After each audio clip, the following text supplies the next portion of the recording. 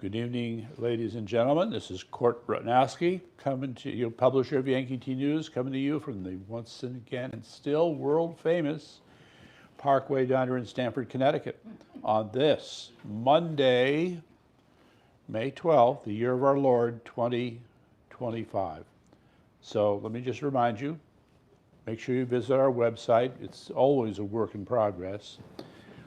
Like, subscribe, tell your friends. Meantime, my current comment for Tell Tong time is, wow, baby, soon you're going to be going a bridge too far. His PR agent is working overtime on all the different cases that he's filing against Trump. So let's see how that works out. Because you know what, Mr. Tong? I'm pretty sure that lawyers have always lived by one principle. If you're going to engage in a conflict, make sure that you win. However, as best I can tell, each and every one of the things that you're taking on, they're losers. We'll see. And again, you know, we're still on the case here with Tina Peters. There have been a couple of changes over the last week or so. It's a little unclear what direction we're going in, but I will tell you that we do have the Truth Social, quote, tweet from President Trump, where he makes it very clear, I want Tina Peters out of prison, okay? And I would say that this is important for a lot of reasons. And I just want to throw in one other editorial comment with respect to Tina Peters. It was an editorial I started to write, and the audience is Governor Polis as well as others. The point is simple. Governor Polis, you need to think outside of your Colorado box, okay? You can obsess all you want about suppressing your political prisoner, Tina Peters, all you want. But her issue is the same issue that's in Nevada, Arizona, Wisconsin, Pennsylvania, Georgia, and probably some other state, Michigan, and some other states as well. So here's the issue. If you see some results start to move in those other areas, you may find yourself caught in a very embarrassing position because her issue is their issue. So I just want you to plug that in. Meantime, the other hot issue I need to talk about, we're going to be dwelling on this. So the promo this week, my working title is The Secret Democrat. It helps, it pays to keep black people stupid. Yes, this is what Democrats do, and it is so true. So just to cut to the chase on one part of this, if you read the piece, you'll see at the end, there's a quote that I pull from one of the comments on the article, this article, where the point is made. A little girl was asked about how she was going to be a success in life, said, I don't worry about that. I will always get checks, as in welfare checks. Okay, so that's the culture you compassionate Democrats and progressives have created. However, I can tell you're not concerned, because anybody who would see that would say, well, that's not right, except for you. So you like to keep it that way. You want them to be dependent on you. It's pathetic, it's disgusting, it's racist, and it's also a form of what we'll call modern slavery. Okay, so I'm looking for a really good place to dig in here. I think I'm going to start with, I want to go back over this again. Last week we had the hearings that took place in the legislative building at Hartford over this bill seeking to regulate homeschoolers. And it was a very large turnout of a lot of people who were speaking against this legislation. So I just want to offer a couple of things. So we've now learned that the sponsors for this bill are a gentleman named Corey Parris, who we happen to know well, and a woman named Leader. I have to go back and check her name. Okay, the problem I have is that these two people, they're young. They know nothing. They are inexperienced when it comes to life. Yet somehow, they have been put in charge of a bill involving the education of our young people. So right off the bat, I would say I see a little something wrong with this. But the points that I really want to emphasize, which were put in the article in the Gateway Pundit. Also, I need to, as I get into those points, I want to also emphasize that we have 3 people, let's say, who are on this. And I'm impressed because I haven't seen this kind of response to an issue when other legislation has been before Connecticut's legislature. You have Sheila Matthews of Able Child, who's stepping up to the plate, pleasant surprise. We have Deborah Stevenson, who is the founder of the National Homeschooling Legal Association. So she's a leading lawyer and defending homeschooling parents against the evils of the state. And then the third is a woman named Kate Prokop, who runs a group called Connecticut Residents Against Medical Mandates, CTRAM. So, I mean, kudos to Kate Prokop, because she really seems to be pushing it pretty hard.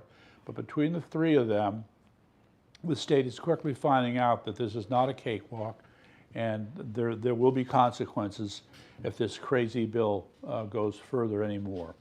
So the part that's really annoying, the part that should get us all upset, and I mean upset, is that part of the Democrat rationalization for this bill is based upon 2 horrible incidents that took place with children who were living at home. But by the way,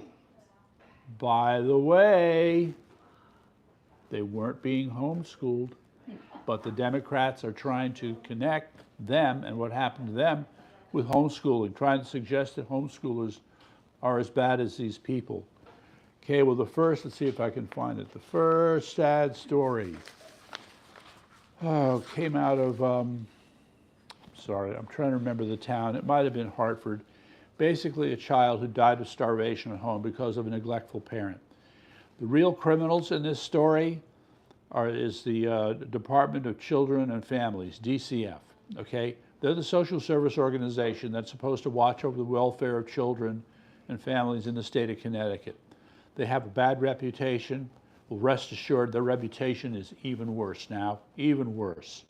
So now we have learned just how non-responsive and ineffectual they were in cases where obvious abuse was taking place. True in that situation, and true of the young man in Waterbury as well, okay? So people like Corey Parris and this woman, this legislator, they don't care. They don't care. You know, there's no concern with getting it right. So guess what? I got something else to offer, ladies and gentlemen. They don't care. They don't care about the kids. They don't care about you. They're there only for their own political gain. And if they have to lie about people and say things that are utterly false, they'll do it. And that's exactly what they're doing right now. So how about you, me, get together and fight these bastards, okay? Just a thought. Meantime, I'm going to move on to the next big story. And actually, it's bigger than it seems. All right. India and Pakistan have not exactly been getting along lately. And yeah, so it looks like a small thing, but there's more to it than meets the eye. So this is what I consider the first part of the story. It is when Vice President Vance said, we're not involved in what goes on between Pakistan and India. This is their problem. Well, that lasted about 2 days, at which point, as the story goes, Vice President Vance received some, quote, sensitive information that changed the calculus for this whole thing. So he called up Prime Minister Modi in order to suggest a course of action that must actively seek to de-escalate this conflict with Pakistan. Okay. Meantime, another story I just want to mention talks about how India, on the one hand, Pakistan was boasting about how they had shot down a lot of Indian jet fighters. But on the other hand, we have India boasting about how many bases they destroyed in Pakistan, especially those that service the various terrorists who operate out of Pakistan. All right, fine.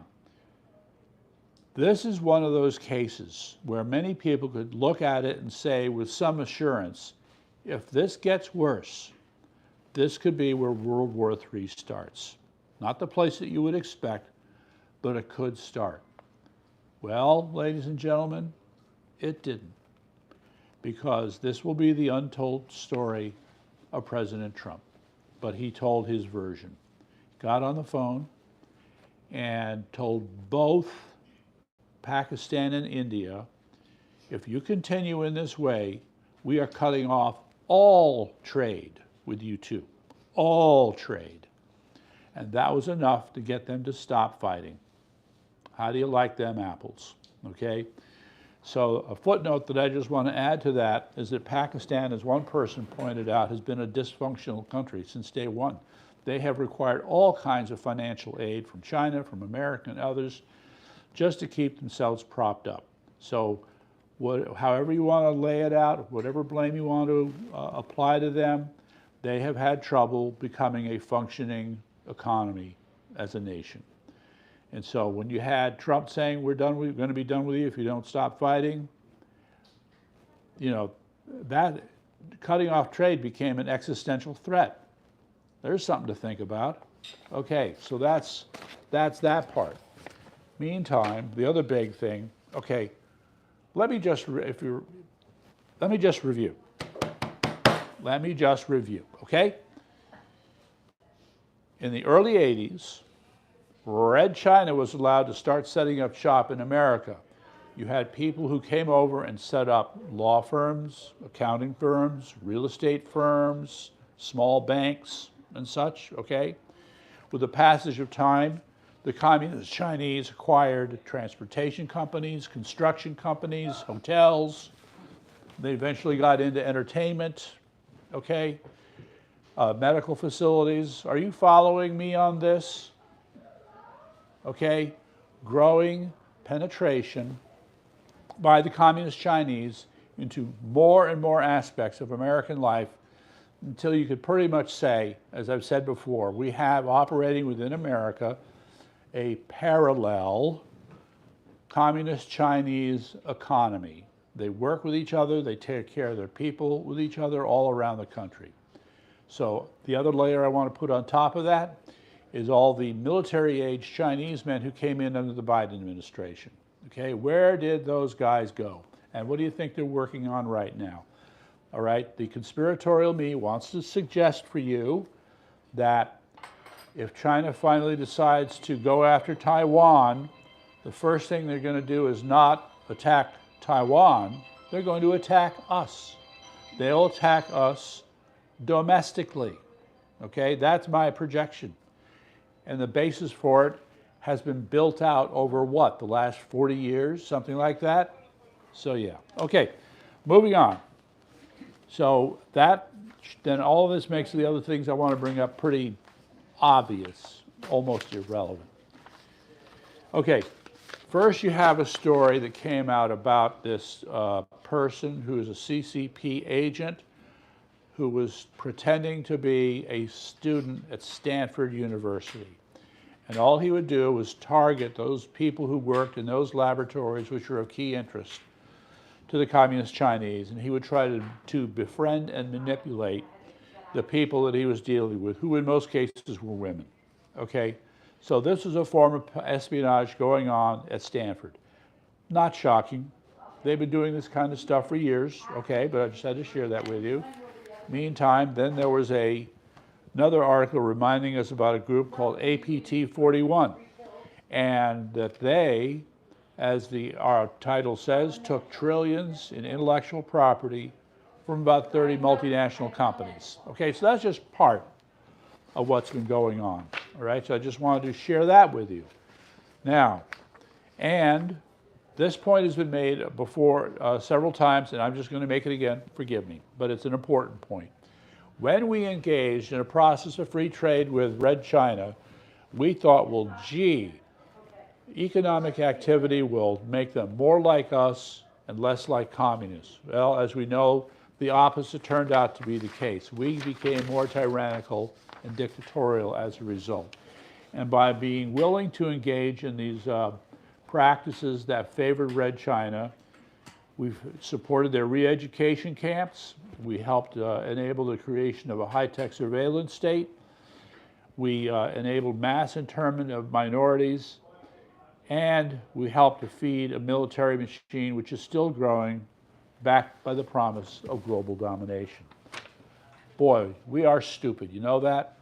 Okay, but we have a chance to fix this, ladies and gentlemen. So you're going to hear me say the same thing again. Here I go, forgive me. Get out of China. Okay, so it's nice that President Trump has said we should have wonderful trade relations with each other, everybody will benefit. Well, unfortunately, this is revisiting the original assumption dealing with China, okay? You have to get rid of the communist Chinese first. They were never a legitimate government to begin with, all right? So trying to make nice with these people who see America and capitalism as intrinsically incompatible with their own system, such that they have to get rid of us, should be the first thing we think about. But I don't see it happening. So, I don't know, I hope President Trump really understands this. He's got the people around him who should. Anyway, I have to take a breath. Okay. Now this one deserves a really big question mark, all right? Will this come to something? I don't know. But we have reports of Macron, Starmer, and Mers on a train, all enjoying some cocaine together. All right, so again, question mark. Reporters were certain that when they came in, they saw two things happen. They saw Macron taking a bag of white powder and hiding it in his pocket, and they saw Starmer grabbing a spoon and hiding that as well. Now, I will tell you, I've watched this video several times over. Maybe if you took it frame by frame, you could see it. But watching the video as it is, I couldn't see anything like that. So I'm a little confused, but these people believe that's what they saw. So I felt it was my responsibility to share it with you. So there you go.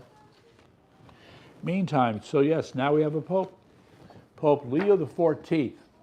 So apparently Leo is a real popular saint, and I'm not quite sure why. I hope to find out. But anyway, so there's this cool article. I have the link up there. 55 things you need to know about the new Pope, Leo XIV. Let's see here. The things that I highlighted is that he went to Villanova University in America. That's in Philadelphia. He joined the Order of St. Augustine. Now, the Order of St. Augustine considers themselves active contemplatives, known for their work in education and as missionaries and for their devotion to communal living. All right, so those would be the big things. He's still an American citizen, even though he has dual citizenship with Peru. And he votes in Illinois, they say, and they have records that he voted in 2012, 2014, 2018, and 2024. Okay, not too bad. I would say those are the highlights. Then there's some other things, some odd tweets about our erstwhile Senator Chris Murphy. Why waste your time? But he did. And let's see. Yeah, just those few things. Just check it out. Okay, next hot item. All right, so I talked about this, the homeschooling thing. I hope to have more on this. There's going to have to be some form of action, more people creating pressure. I'm going to be thinking about this a lot, so stay tuned on that. Now, in the meantime, so to me it was big news when Zelensky said, okay, yeah, I'll sit down with Putin. Hold on. Do you remember when Zelensky said, I'm not going to talk to that mofo ever? Not ever. Yet now he's sitting down and meeting with him.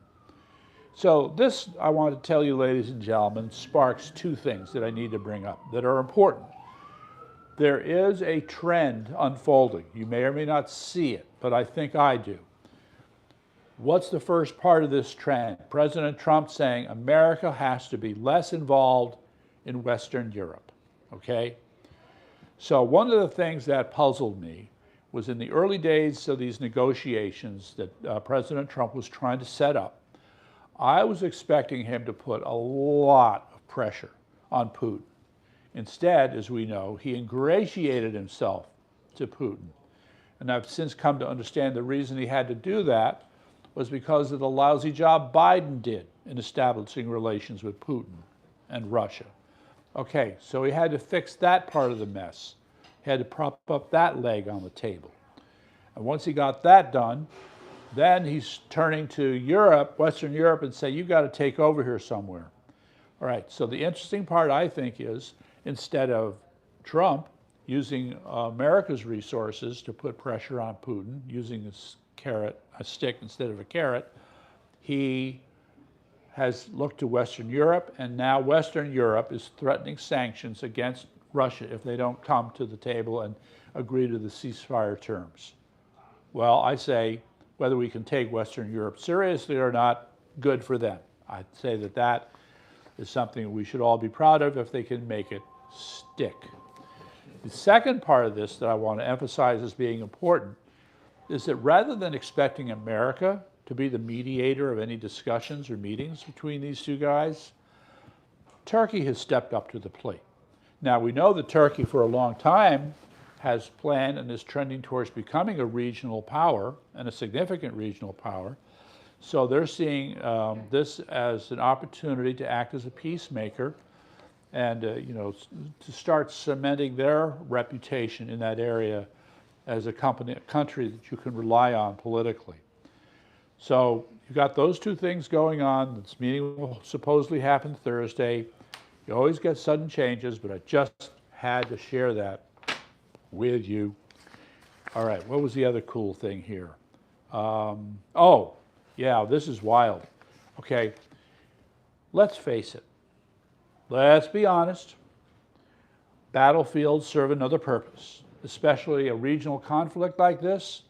It serves the purpose of being, that's right, a laboratory.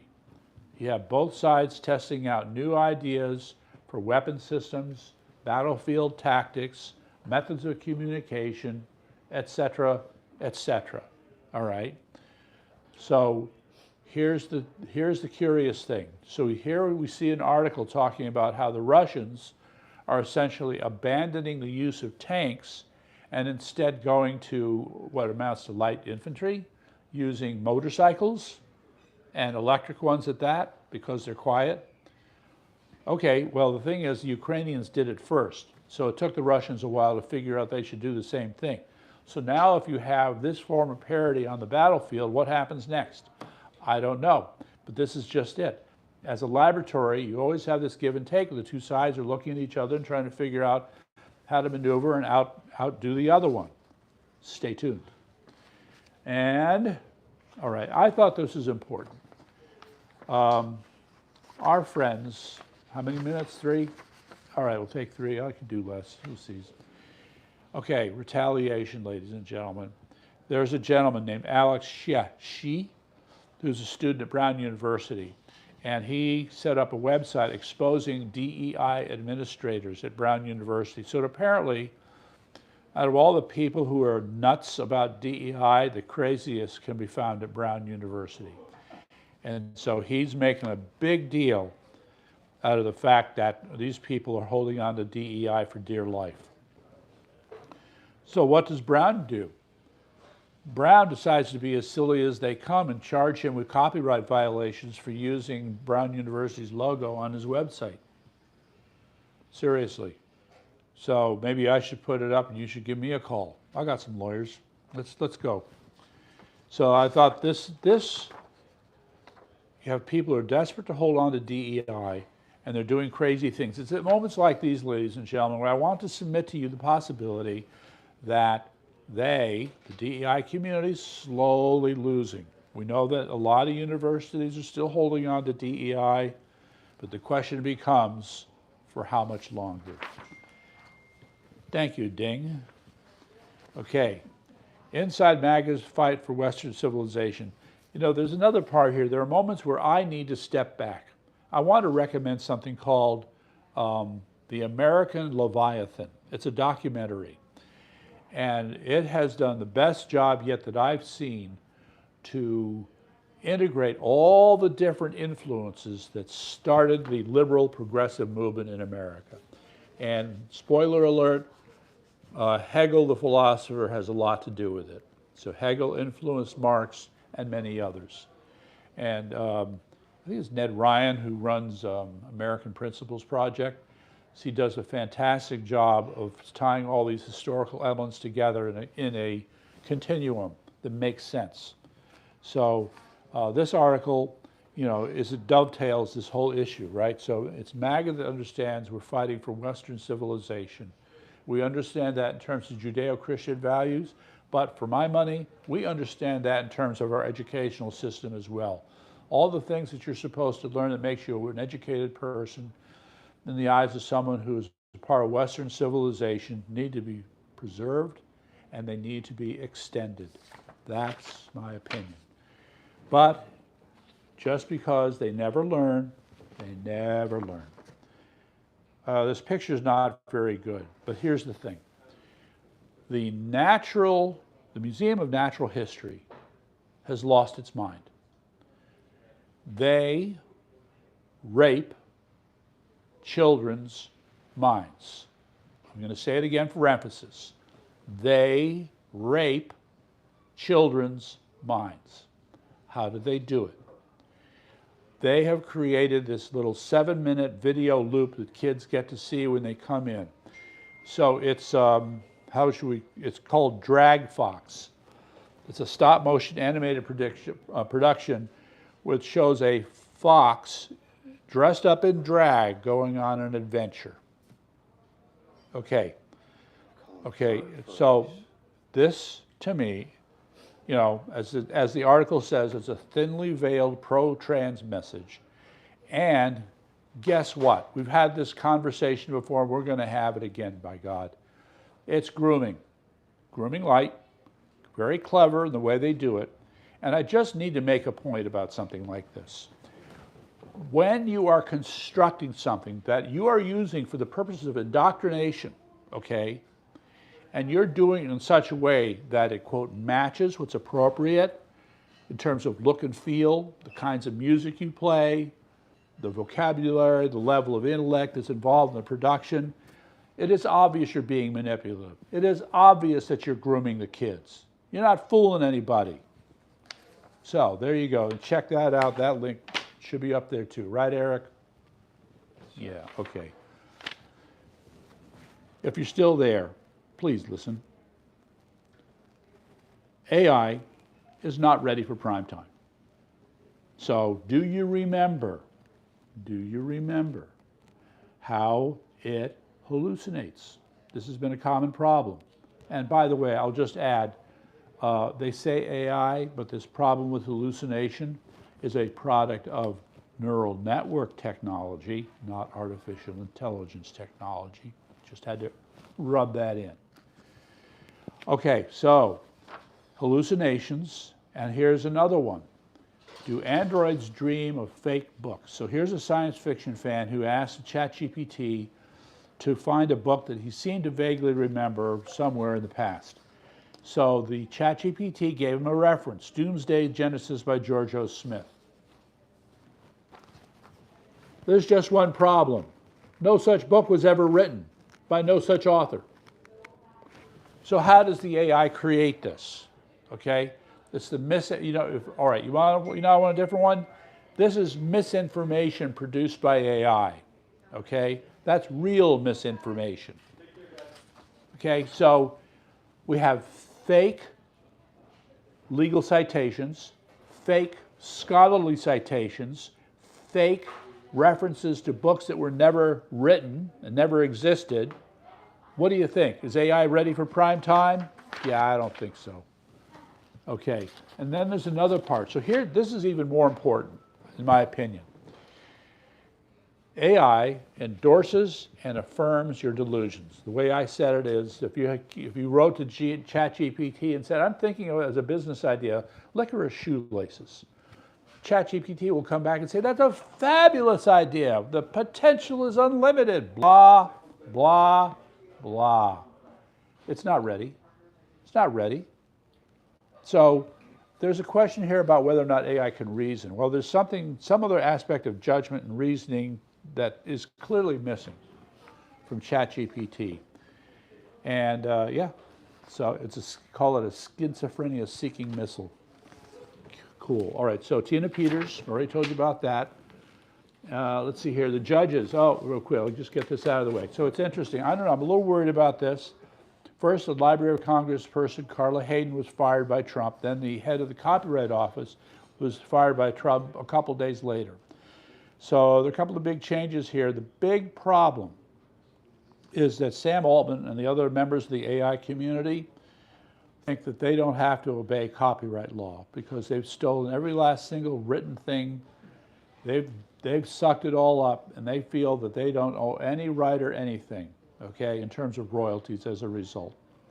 And so I don't know what's going to happen as a result of this, just saying. And then the last thing, and the cute thing, hey, I like Judge Boasberg so much, I'm going to send him some pizza. He didn't ask for the pizza, but I'll send him a pizza. And that's exactly what's been happening, ladies and gentlemen. A whole bunch of people have been sending a whole bunch of pizzas to these activist judges. Now they feel like they're being intimidated somehow. Excuse me, it's a pizza, okay? So this article, I think I have the link for this up, goes into how there are these funny little things like somebody who was murdered by a pizza delivery person. So they're saying, yeah, they're sending the same message. Yeah, I think it's a stretch. All right, so that's it for that. We're going to be putting other things up. Stay tuned, check back. We'll be reaching out to people. Good night.